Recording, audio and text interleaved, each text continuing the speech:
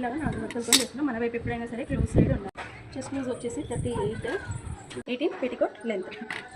ఇక్కడ చూస్తే మనం టోటల్ షోల్డర్ ఈ పర్సనాలిటీకి 6.5 తీసుకుంటుంది. కొంచెం మళ్ళీ డౌన్కి తెచ్చుకొని మళ్ళీ 6.5 దగ్గర మార్క్ చేసుకుంటున్నాము. ఓకే, ఆర్మ్ డౌన్ లైన్ 6.5 దగ్గరికి మార్క్ చేసుకున్నాము. 6.5.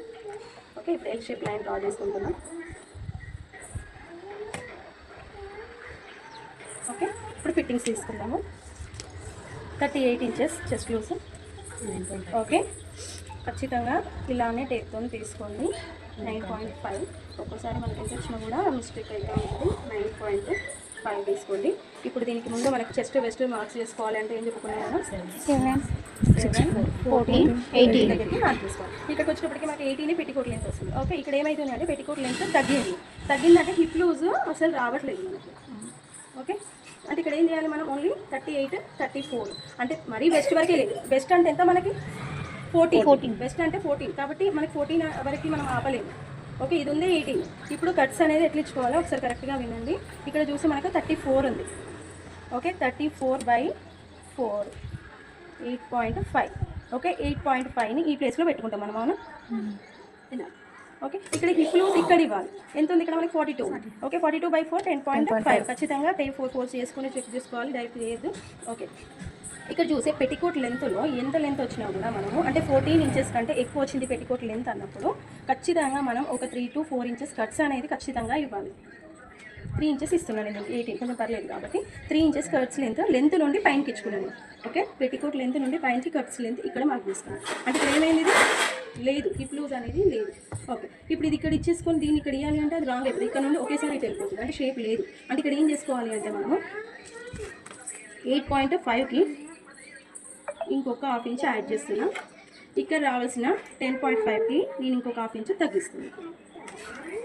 అర్థమైందా? పెట్టికోట్ లెంత్ షార్ట్ అయినప్పుడు 18 ఇంచెస్ కంటే మనకి ఎక్కువ ఉన్నప్పుడు పెట్టచ్చు అలా. ఇప్పుడు మనం ఇంతకుముందు చెప్పుకోలేదు, ఇది షార్ట్ పెట్టికోట్ కాబట్టి మనం ఈ విధంగా చేసుకోవాలి. అంటే వెస్ట్ కంటే ఒక హాఫ్ ఇంచ్ పెంచండి, హిప్ కంటే ఇంకొక హాఫ్ ఇంచ్ తగ్గించండి. ఓకేనా?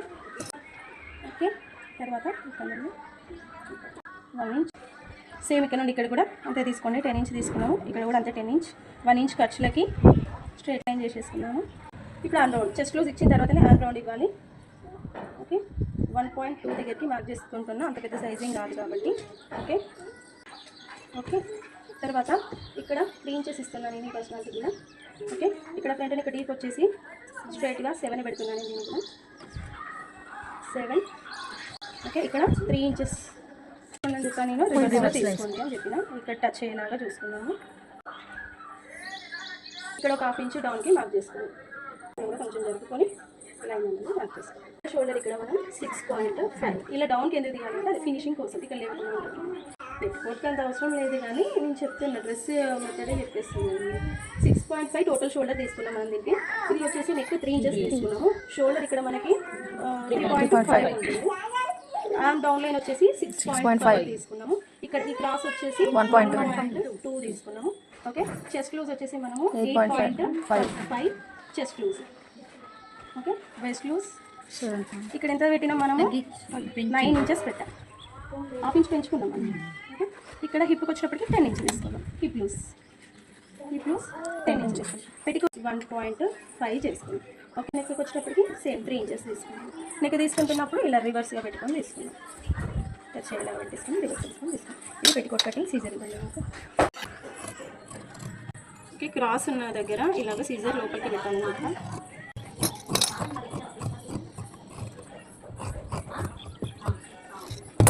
ఓకే, ఇది ఫిట్టింగ్ లైన్ మనకి. ఇక్కడ ఫిట్టింగ్ పైన ఇలా ప్రెస్ చేస్తూ దీనిపైన ఇలా ప్రెస్ చేసుకొని ఫిట్టింగ్ లైన్ని పైన వీళ్ళతో మార్కింగ్స్ చేసుకోవాలి. ఇక్కడ ఇలా కింద వైపు పడాలి మనకి మార్కింగ్స్. ఓకేనా?